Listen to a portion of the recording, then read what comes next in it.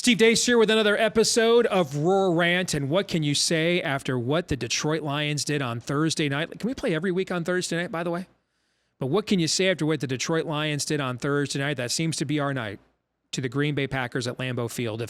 If you all are my age or older, and you remember Mel Gray's punt return in 1991, when the Lions basically clinched the NFC Central with that punt return by Mel Gray, and then you waited over 20 years for the Lions to win another game at Lambeau. You probably never thought you'd ever see a dissection to the level of what Detroit did to the Green Bay Packers on Thursday night, but you did.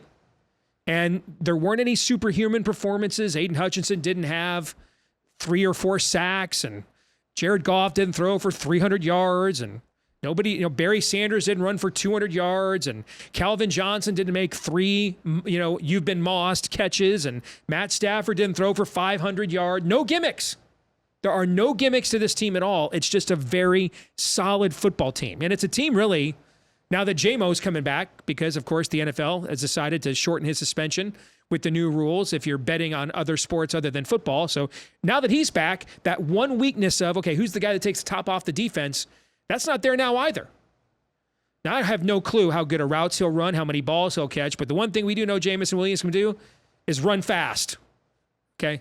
As long as he can do that, just run really fast down the field and be a threat to catch the ball every now and then down there, you're going to open up that middle of the field for Sam Laporta and Amon-Ra St. Brown all the more. You'll take that safety out of the box in the running game at the exact same time. This, folks, is a real football team. There are no gimmicks here. It's not just we have like one singular great player and let's just see if they make, NFC Player of the Week and we win. This is a team that doesn't really have a weakness. Now, that doesn't mean it's like the most talented team in the league. It still has maybe one more offseason to get to the level of where the Eagles and the 49ers are, for example. And Jared Goff's never going to be confused with Pat Mahomes. But you don't have one area of this team right now that you're like, that's what you can attack for sure. If we assessed the Lions, we would say there might not be one player on the whole team that would be first team All-Pro. Aiden would probably be the closest, but there are so many great edge rushers in the league that it's kind of hard to be first team All-Pro at that position. But there might be like 10 Pro Bowlers on this team. Maybe none of them's like a top 5 player in the league at their spot, but there might be 10 Pro Bowlers on this team. There's a lot of very good football players on this team. And the stats bear that out. I've got some stuff in my Twitter feed I want to share with you guys. The Lions hold sole possession of first place in the NFC North for the first time since Week 2 in 2017. The last time they were in first place in October or beyond was Week 15 of 2016. Barack Obama was still president then, by the way. Going through and looking at, there are 4 winless teams remaining on Detroit's schedule, and the Lions play all of them this season. The Bears, Vikings, Broncos, and Panthers. Now, the Vikings got off the schneid and the Broncos got off the schneid, but heading into Week 4, there were 4 teams that hadn't won a game, and the Lions had 6 more games remaining against those teams. Let me get to some more here. If you look at the defensive stats, Detroit has given up the fewest rushing yards per game in the NFL. That's right. We're playing the Carolina Panthers this week. They rushed for over 300 on us last year. Detroit has given up the fewest rushing yards per game, just 60.8. Just 60.8 rushing yards per game the Detroit Lions have given up so far this season. You're talking about a team that's in the top 5. If I'd have told you right now, heading into the quarter poll, Detroit would be top 5 in offense or defense, you'd say offense for sure. No, the Lions are actually top 5 in defense right now. They lead the NFL in pressure rate.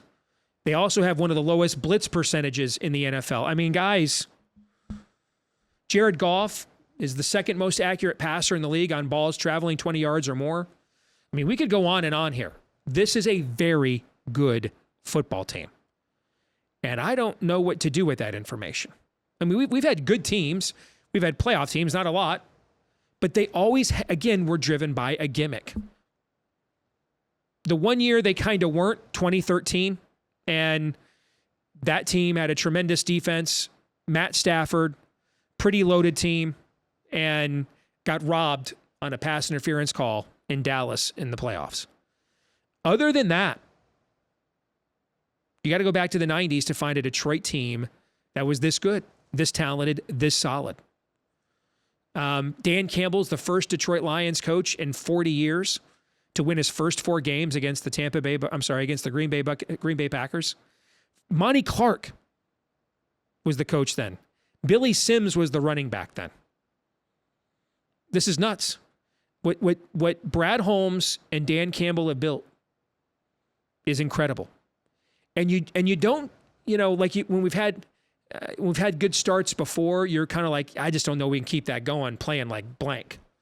Meaning, can Matt Stafford keep playing like that? Can we keep Barry Sanders healthy?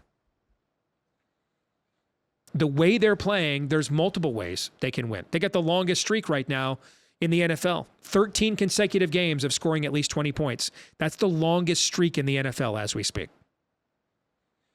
So this team is solid. It's fundamentally sound.